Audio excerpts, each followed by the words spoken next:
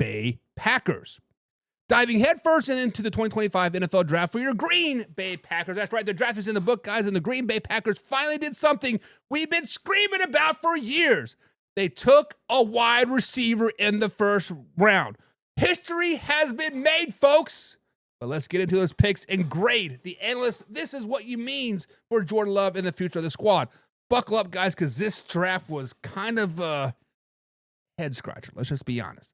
Let's just be questionably honest here. But round one, pick number 23, the Green Bay Packers finally broke the streak. For the first time in 2 decades, they grabbed a wide receiver in the first round, and Matthew Golden out of Texans.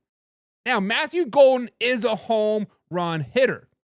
He's got the burst, the polish, and the body control to stretch the field to make plays after the catch. You put him next to Christian Watson and Jalen Reed. Guys, Jordan Love just got a real weapon to elevate his passing game. This wasn't just a right pick. This was a necessary one, and the Packers finally pulled the trigger.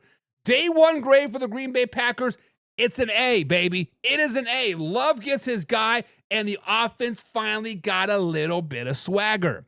Now, day two, on with the 54th pick, the Green Bay Packers grab Anthony Belton, a massive offensive line out of North Carolina State. Guys, now listen. This is a gamble pick.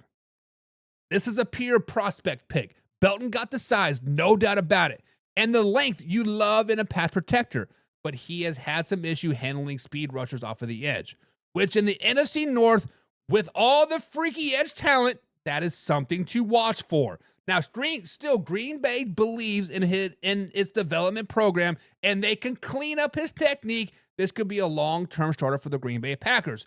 But with 54 pick, Anthony Belton, a little bit of a question, a little bit of a reach there, right? And then round number 3, they go back to receiver, and they draft Williams out of TCU. They added Williams from TCU. So this guy is versatile. He's got a big frame, solid hands, and he can line up inside and or outside. He's not as explosive as Matthew Golden, but he's more physical, more of a possession offense. It's a smart move. You can double up on weapons for Love, and you give Matt LaFleur a little bit more flexibility with formations. Now, it's not a flashy pick, but hey, it's very Green Bay-ish, right? Day 2 grade, I got to give him a B. It was solid. It was a little risky with Belton, but doubling down on wide receivers showed the commitment to Jordan Love's growth. Not perfect, but definitely trending up. Now, day 3, Green Bay starts cooking with Barron Sorrell, edge rusher out of Texas. He's a powerful guy, doesn't win with speed, but if you're looking for someone to set the edge and hold the run game, occasionally collapse a pocket, this is Barron. Fits the rotation perfectly, especially with that aging defensive line. It's still coming into his own. Now, another edge rusher in the 5th round, Colin Oliver from Oklahoma State. Back-to-back edge rusher. Now, this guy is interesting. He's more of a hybrid, plays some linebacker, plays on the edge, but he brings a lot of juice. Great motor, relentless effort, and the kind of player that you hate to block. I could see him making an immediate impact on special teams and third downs. Pin the earbacks and go get some man. Later in the 6th round, they still on the defensive side. Defensive tackle out of Georgia, Warren Brinson. Not the biggest name loaded on the Dogs defensive line, but do not sleep on him. I had to go back and watch tape and really look. He's explosive off of the snap, though, guys. His first step is killer. He plays with great leverage. Not a 3-down type of guy yet, but in a rotational role, yes, he could be a sneaky, very good, valuable pick.